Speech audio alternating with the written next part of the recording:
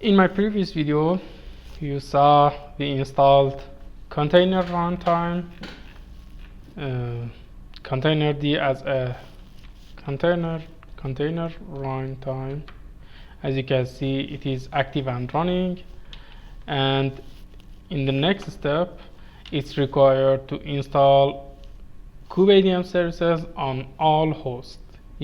These services is required to be installed in all hosts. I have a base machine here. This is my Ubuntu base, and this master 80 is my base machine, and I will clone from it. This is my machine. Let me show you. I have changed the IP address of this host.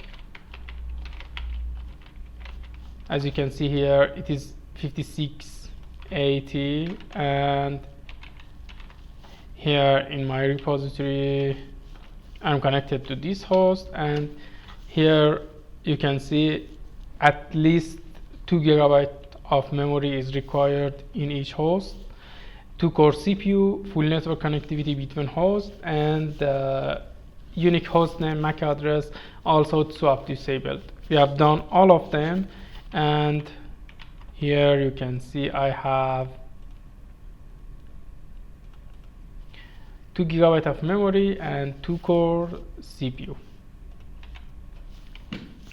Okay, let's go and install it. I've already updated this host, installed these services, and add the repository, and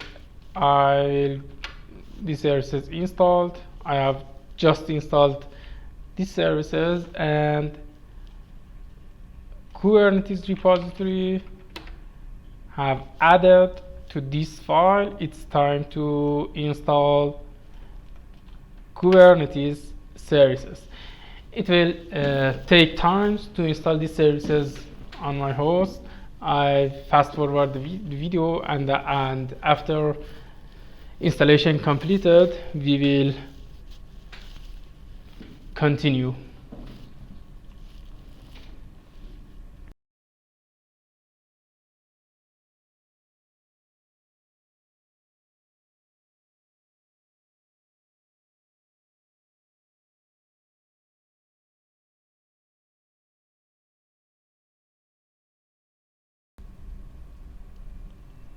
Okay, as you can see, installation completed, and in the next step I will hold these packages to avoid any update.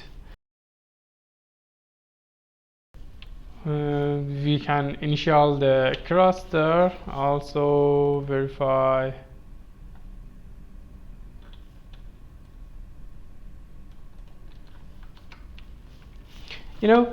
After initializing the cluster, the Kubelet service will start and run.